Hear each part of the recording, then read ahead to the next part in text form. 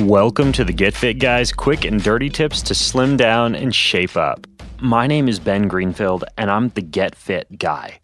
In a recent Get Fit Guy newsletter, I mentioned a study that's done by researchers from the University of Essex, and the study found that 2/3 of children think that their parents do almost no physical activity. I'll link to that study in the show notes for you if you want to check it out. But basically, how it worked was that in the study, researchers asked school children to rate how active they thought that their parents were. And then they had those children complete a test of their own cardio fitness. In this case, the test was a bleep test, which is a common way to measure basic fitness levels. And what the researchers found was that the likelihood of a child having a greater amount of fitness based on their performance on this bleep test was directly influenced by how active that child perceived their parents to be. Well, in this episode, which actually includes a very special guest who I'm going to introduce in just a little bit, you'll learn how to get your kids fit and learn how to increase physical activity and motivation to exercise in children.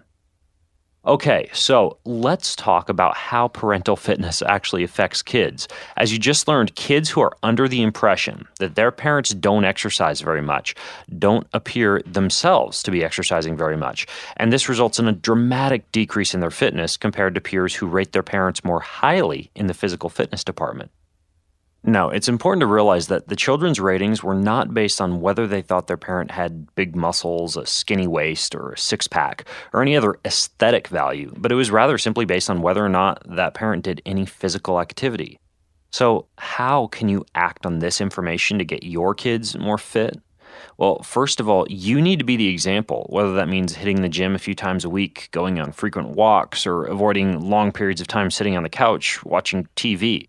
But unfortunately, your kids might not take significant notice if your physical activity is a 5 a.m. workout while they're asleep or a lunchtime run while they're at school.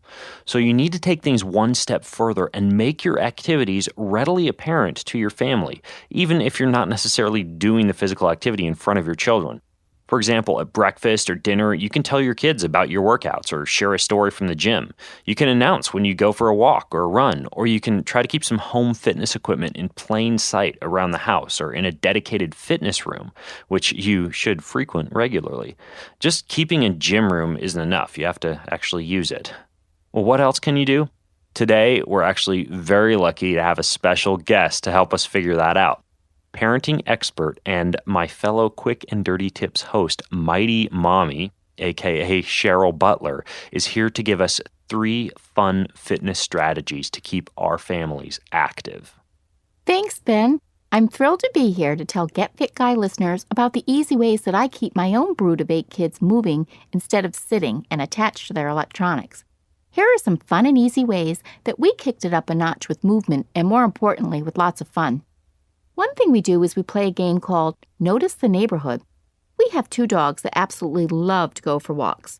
This summer, we started playing a fun game that we call Notice the Neighborhood while we walk the dogs.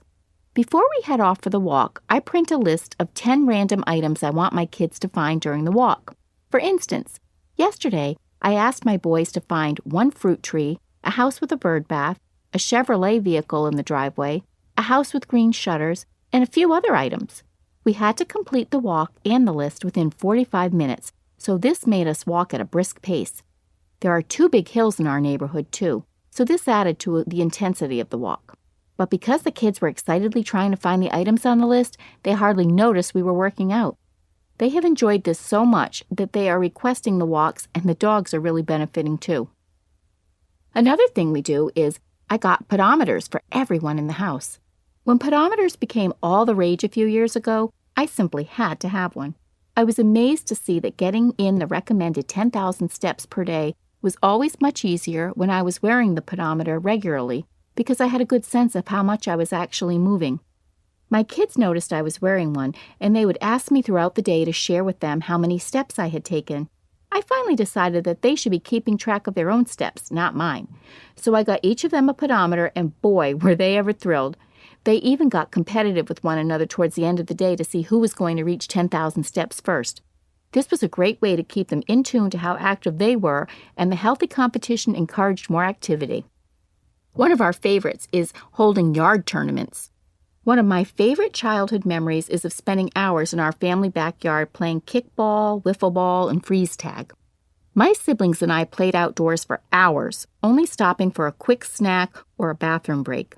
I've taken that experience to heart, and nowadays my family has yard tournaments with great games like badminton, volleyball, frisbee, and even hula hooping.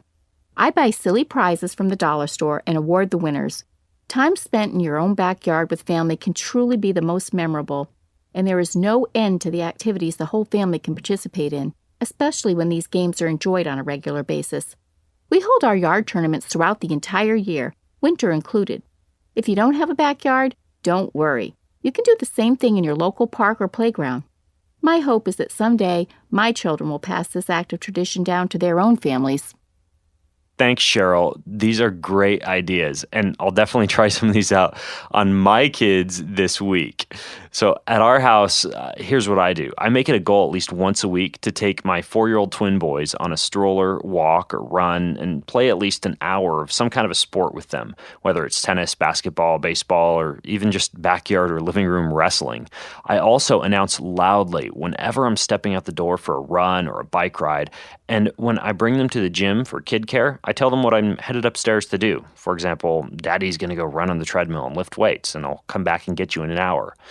No matter their age, a big step to getting your kids fit is to be an example yourself. Research has shown this to be true, and it does make a much bigger difference than you may think.